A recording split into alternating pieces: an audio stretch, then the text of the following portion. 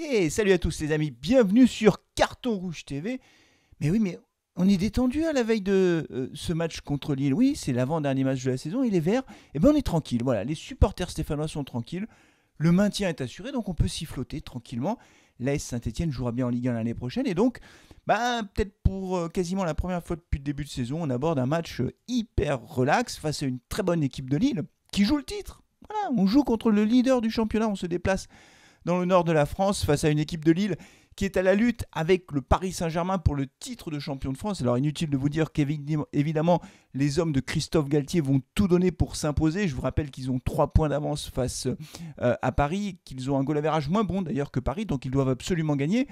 Paris qui va recevoir Reims de son côté, donc inutile de vous dire que Paris a de très fortes chances de gagner. Donc la victoire est obligatoire pour Christophe Galtier.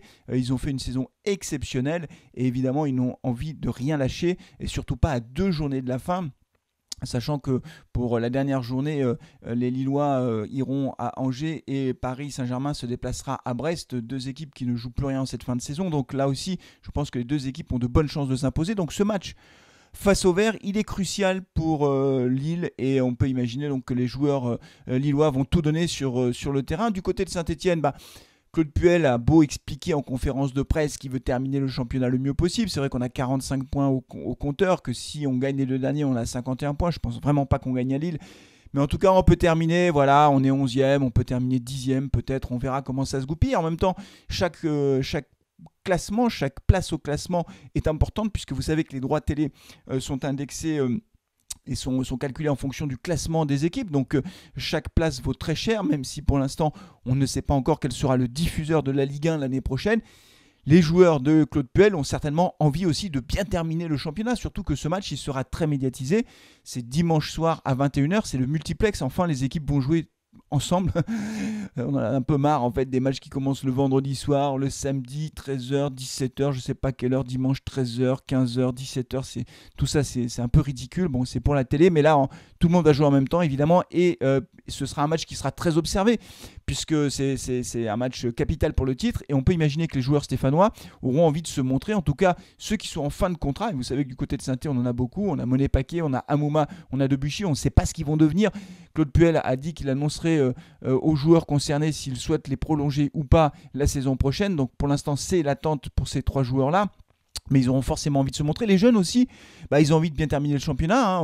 Gourna qui fait vraiment la une en ce moment, et il semblerait qu'il soit sollicité par de nombreux clubs, évidemment lui aussi il aura envie de se montrer. Etienne Green dans les buts. Alors petit bémol côté stéphanois, on a Moukoudi qui est blessé, vous le savez, il s'est blessé lors du dernier match, il est absent jusqu'à la fin de saison.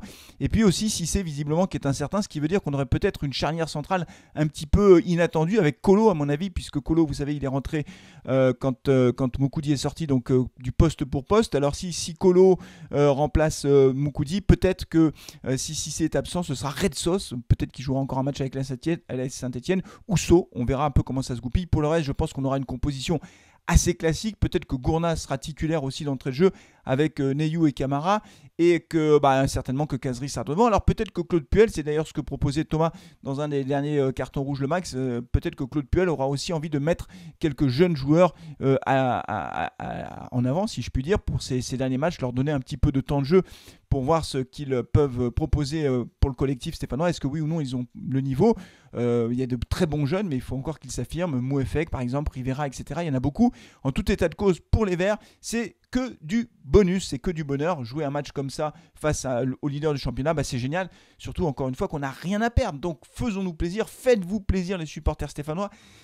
On espère toujours que l'AS Saint-Etienne gagne, évidemment, mais s'ils perdent, honnêtement, ce ne sera pas très grave parce que ça permettra à Lille de se rapprocher du titre. Et moi, entre Lille d'un côté et le Paris, oui, je préférerais que ce soit Lille parce que Lille n'a pas le même palmarès et le même budget que Paris Saint-Germain. Ça changerait un petit peu en quelque sorte. Et puis c'est surtout Christophe Galtier qui a entraîné l'AS Saint-Etienne. Donc on serait très content pour Christophe Galtier qui lui aussi est un entraîneur hyper courtisé en cette fin de saison. Je ne sais pas s'il sera encore l'entraîneur de Lille l'année prochaine, mais c'est sûr que ça devient un des tout meilleurs entraîneurs de France, tout simplement. Voilà, et il est passé par Saint-Etienne. Et moi, ça me fait plaisir parce qu'il nous a laissé de bons souvenirs du côté de Geoffroy Guichard. Alors, pour ce match, les amis, dites-moi quels sont vos pronostics. Bien sûr, on se retrouvera en direct pour commenter le match dès dimanche soir à 20h45. Mais dites-moi d'ores et déjà comment vous voyez ce match. Honnêtement, Je vois plutôt une défaite des Verts parce que Lille va tout donner sur le terrain. Ils ont une attaque de feu, des super joueurs. Donc je pense que Lille va s'imposer. Et moi je vois une victoire de Lille 2-1 puisque je pense que Cazerie marquera encore lors de cette journée, mais je pense qu'on devrait perdre à Lille. Mais dites-moi ce que vous en pensez. Vous, quel est votre pronostic? Une victoire de Lille, une victoire des Verts ou un match nul? Eh ben, on verra tout ça. En tout cas, d'ici la diffusion du match. Prenez soin de vous, prenez soin de vos proches. Allez les Verts et n'oubliez pas de vous abonner à Carton Rouge TV si ce n'est pas déjà fait. Ciao.